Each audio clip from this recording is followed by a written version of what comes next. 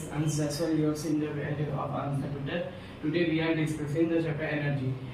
Energy पहले से दो रिलेटेड टर्म होता है, एनर्जी एंड वर्क। क्योंकि अगर हम लोग का एनर्जी तो एनर्जी से तो कुछ करना नहीं है, उससे हम लोग को करना है कोई वर्क। तो पहले हम लोग को वर्क समझना होगा। वर्क क्या होता है? When a force applied on an object, कोई ऑब्जेक्ट पे अगर हम लोग फोर्स, जैसे ये ऑब्जेक्ट है, अगर हम लोग इसको यहाँ से फोर्स दिए और फोर्स जैसे यहाँ से यहाँ पहुँच गया, ये ऑब्जेक्ट कोई भी वो ऑब्जेक्ट है, यहाँ से यहाँ पहुँच गया and make it's move through a direction of force. और वो फोर्स के डायरेक्शन, अगर हम लोग फोर्स इधर लगाए तो इधर जाएगा, इधर से लगाए तो इधर जाएगा। तो ये जो काम हो रहा है, जो डिस्प्लेसमेंट इसका चेंज हो रहा है, इसको हम लोग बोलेंगे वर्क। तो वर्क का जैसे, अगर वर्क का जैसे नेसेसरी कंडीशन होता है, अगर आप कोई ऑब्जेक्ट पे फोर्स लगा रहे हैं और फोर्स में अगर फोर्स लगाए हो तो तभी वो ऑब्जेक्ट मूव होगा। पहले तो कंडीशन क्या होगा, उस पर कोई फोर्स लगना चाहिए। और दूसरा क्या होगा, अगर हम लोग कोई भी ऑब्जेक्ट है, जैसे ये ऑब्जेक्ट हम लोग बोले थे, ऑब्जेक्ट पे अगर फोर्स लगाया और ऑब्जेक्ट का डिस्प्लेसमेंट, मतलब कि ये जो पोजीशन चेंज नहीं हुआ, और हम लोग का क्या होता है, चेंज इन शेप। अगर कोई क्ले, अगर उस क्ले को हम लोग ऐसे करके ऐसे ऐसे ऐसे ऐसे हो जाएगा, अगर ऐसे नहीं हुआ, या फिर एक पत्थर को अगर हम लोग हिलाएंगे नहीं, अगर उसको फोर्स नहीं देंगे और उसको अगर हम लोग उसका चेंज नहीं शेप होगा तो वर्क नहीं कराएगा। लेकिन अगर उसमें से कोई भी एक होगा, जैसे अगर आपका चेंज शेप हो गया, पोजीशन नहीं हुआ तभी से, अगर आपका ये डिस्प्लेसमेंट चेंज, पोजीशन चेंज हो गया, ये चेंज शेप नहीं हुआ तब भी आपका सही। लेकिन ये दोनों में से कोई एक तो कंडीशन होना चाहिए। उसके अब हम लोग सीखते हैं मेजर कैसे करते हैं, वर्क हम लोग मेजर कैसे कर सकते हैं। जैसे मेजर करने के लिए वर्क हम लोग को चाहिए डिस्प्लेसमेंट। तो डिस्प्लेसमेंट हम लोग, अगर हम लोग को वर्क डन कब होता है, वर्क डन कब होता है, जब डिस्प्लेसमेंट होना चाहिए और फोर्स होना चाहिए। तो इस यही पे हम लोग फॉर्मूला तैयार हो जाता है। ये फॉर्मूला क्या है, अगर हम लोग को निकालना है वर्क डन, कितना हम लोग काम किए, तो उसके लिए हम लोग को चाहिए W, मतलब वर्क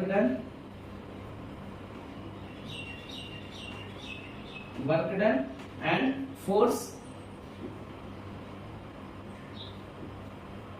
इनटू डिस्प्लेसमेंट।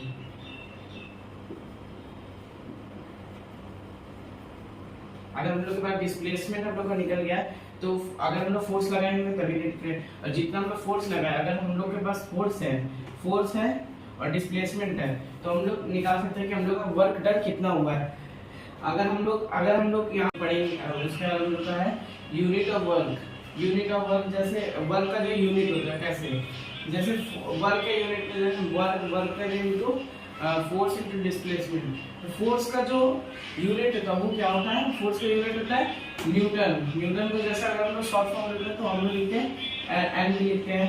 डिस्टेंस का है जैसे मीटर को अगर हम लोग शॉर्ट में जो लिखते हैं, तो उसके बाद हम लोग निकाल सकते हैं कि यूनिट, वर्क का यूनिट क्या होता है। तो हम लोग देखें, जैसे हम लोग के पास न्यूटन है और मीटर है, तो फोर्स इनटू डिस्टेंस था वर्क का, तो और जो दोनों को मिला करके उसको हम लोग बोलते हैं वर्क डन।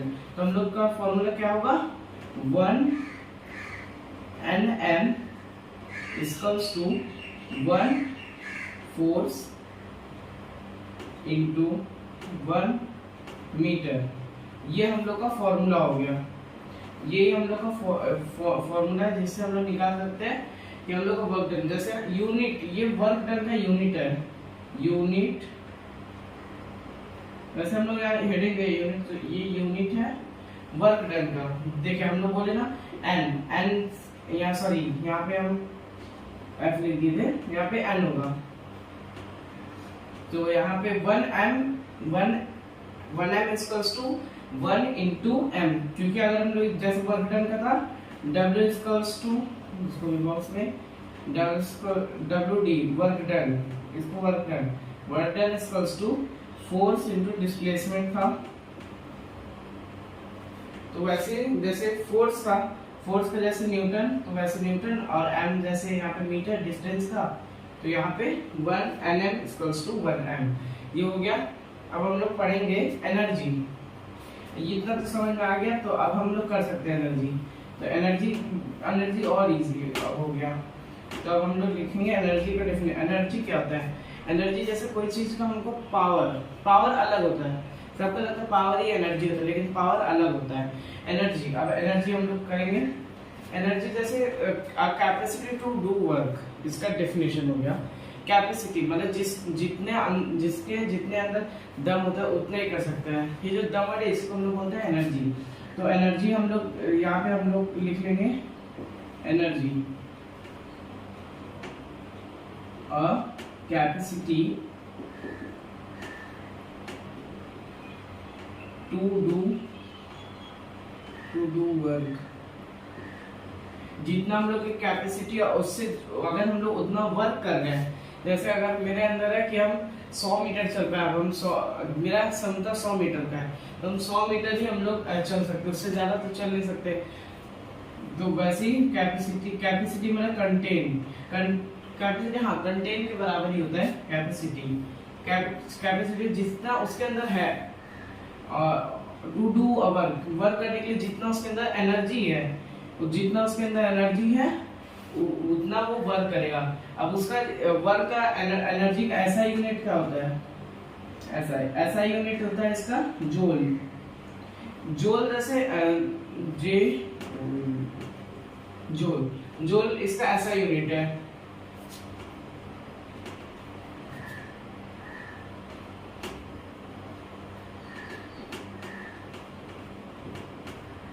ऐसा यूनिट इसका जूल है। जूल का जो बिगर फॉर्म मतलब जूल का जो बिगर ऐसा यूनिट जो होता है एनर्जी का, वो बिगर क्या होता है, ऐसा यूनिट ही होता है, लेकिन वो जूल का ऐसा यूनिट किलो।